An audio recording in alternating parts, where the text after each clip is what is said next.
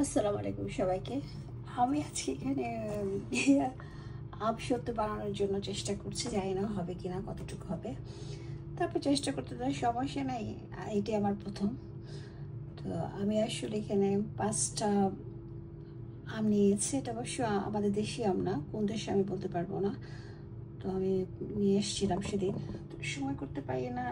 আজকে যেহেতু আমার বন্ধের দিন, শনিবার উপর বন্ধ থাকে, এবং সকাল থেকে কদিন বেশ গরম পড়েছিল, কিন্তু আমি সময় করতে পারিনি। কিন্তু তখন করতে পারিনি, আসলে তখন করলে ভালো হতো, তাতে শুকিয়ে যেত।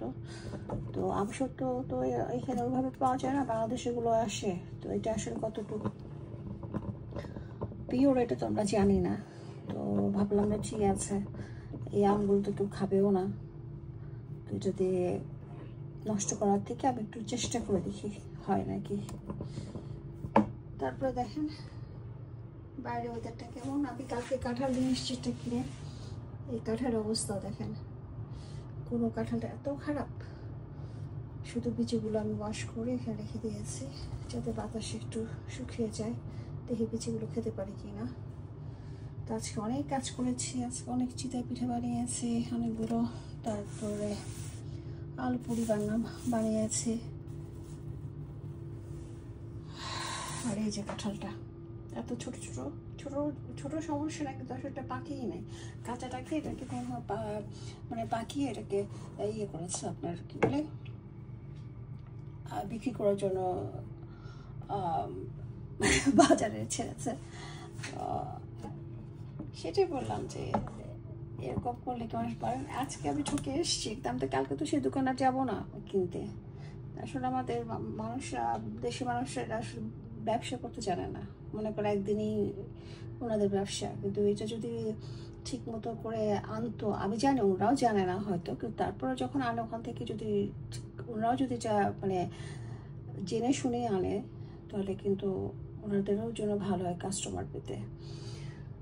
তো যাই হোক, আমি জানি না ভুল বা কী বললাম, তো বলে ফেললাম অনেকগুলো কথায়। তো এটা আজকে আপনাদের শুধু একটু দেখালাম যে আমি রেডি করছি, যখন এটা আমার হয়ে যাবে তারপর আবার বাকিটা দেখাবো। জানি না হবে নাকি, তবে আশা করি হওয়ার কথা। তো যাই হোক, এইরকম ঘনত্বটা এরকম, জানি না কতটুকু ঘনত্ব রাখতে হয় এটাও জানি না। এখানে আমি কিছুটা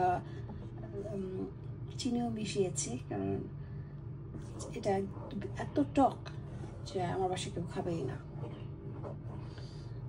তো কিছুটা চিনি মিশিয়েছি।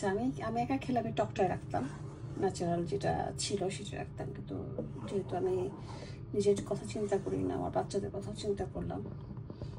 তো আমার হাজব্যান্ডও খেত আমার মতো, কিন্তু ছেলেরা খাবে না, এই জন্য যেভাবে করে রাখলাম। তো যাই হোক, সবাই ভালো থাকেন যে যেখানে থাকেন। আপনাদের জন্য সবার জন্য আমার দোয়া রইল। আপনারা যদি মনে করেন যে আমাকে আরও ভালো কীভাবে করলে ভালো হয়, একটু সাপোর্ট করেন। আপনাদের সাপোর্ট ছাড়া তো আমি ভালো কিছু করতে পারবো না।